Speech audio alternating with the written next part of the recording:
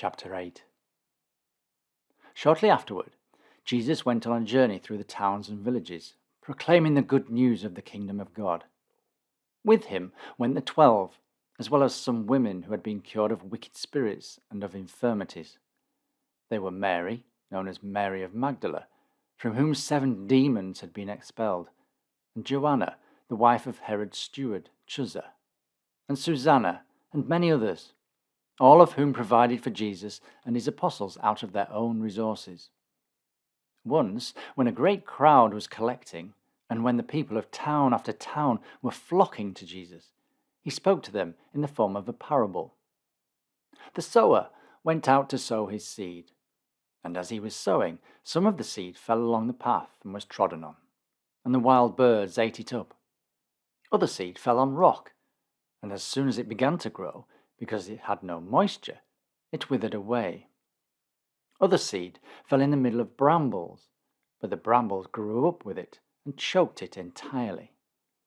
Other seed fell into rich soil and grew and gave 100-fold return. After saying this, Jesus cried aloud, "Let those who have ears to hear with, hear." His disciples asked Jesus the meaning of this parable.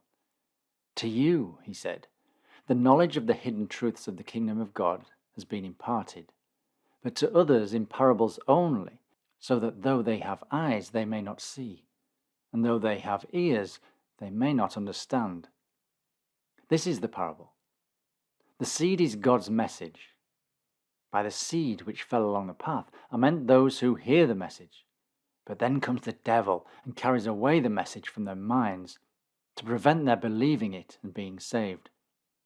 By the seed which fell on the rock are meant those who, as soon as they hear the message, welcome it joyfully, but they have no root, and believe it only for a time, and when the time of temptation comes, they draw back.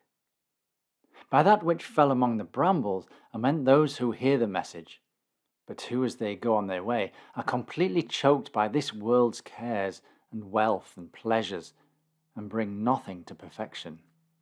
But by that in the good ground are meant those who, having heard the message, keep it in the good, rich soil of their hearts, and patiently yield a return. No one sets light to a lamp and then covers it with a bowl or puts it underneath a couch, but they put it on a lampstand, so that anyone who comes in may see the light. Nothing is hidden which will not be brought into the light of day, nor ever kept hidden, which will not some day become known and come into the light of day. Take care then how you listen, for to all those who have, more will be given, while from all those who have nothing, even what they seem to have will be taken away." Presently, Jesus' mother and brothers came where he was, but they were not able to join him because of the crowd. So word was brought to him, "Your mother and your brothers are standing outside waiting to see you." His reply, spoken to them all, was, "My mother and my brothers are those who listen to God's teaching and do what it says." One day, about that time, Jesus got into a boat with his disciples and said to them, "Let us go across the lake." So they put off. While they were sailing, Jesus fell asleep. A squall swept down on the lake, and their boat was filling, and they were in danger. So the disciples came and roused him.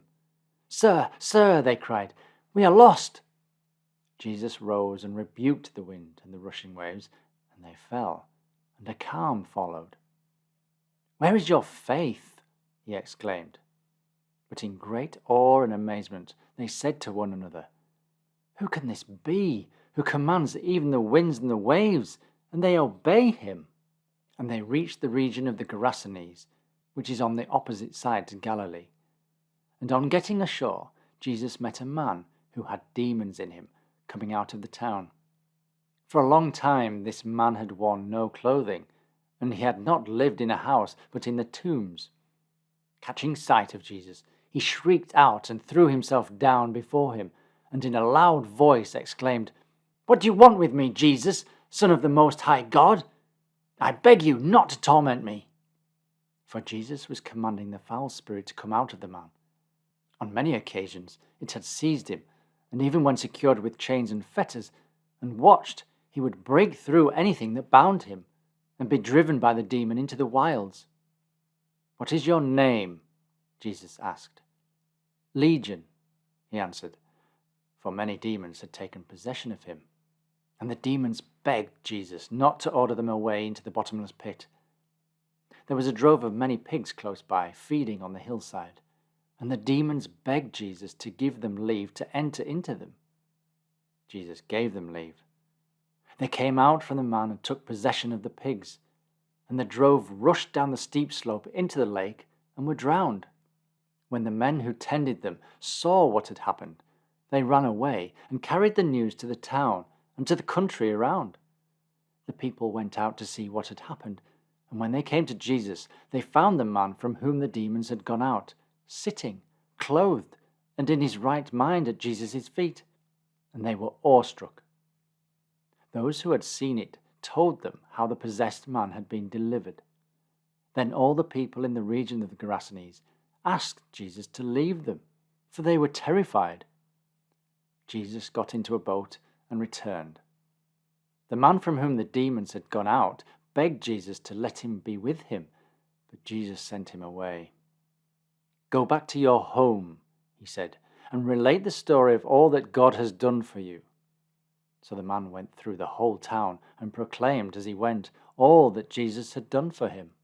On his return, Jesus was welcomed by the people, for everyone was looking out for him. And a man named Jairus, who was a synagogue leader, came to Jesus and threw himself at Jesus' feet with entreaties that he would come to his house, because his only daughter, who was about 12 years old, was dying. As Jesus was going, the people were pressing closely around him, and a woman, who had suffered from hemorrhage for 12 years and whom no one could cure, came up behind and touched the tassel of his cloak. Instantly, the hemorrhage ceased. "Who touched me?" Jesus asked. And while everyone was denying having done so, Peter exclaimed, "Why, sir, the people are crowding around you and pressing against you." "Somebody touched me," said Jesus, "for I felt that power had gone out from me." Then the woman, when she saw that she was discovered, came forward, trembling, and threw herself down before him. And in the presence of all the people, she told him her reason for touching him, and that she had been cured instantly. "Daughter," he said, "your faith has delivered you. Go, and peace be with you." Before he had finished speaking, someone came from the house of the synagogue leader and said, "Your daughter is dead. Do not trouble the teacher further." But Jesus, hearing this, spoke to the leader, "Do not be afraid, only have faith, and she will yet be delivered." When he reached the house, he did not allow anyone to go in with him except Peter, John, and James, and the child's father and mother. And everyone was weeping and mourning for her. "Do not weep," Jesus said. "She is not dead. She is asleep." They began to laugh at him, for they knew that she was dead. But, taking her by the hand, Jesus said in a loud voice, "Child, rise." The child's spirit returned to her, and she instantly stood up, and Jesus ordered them to give her something to eat.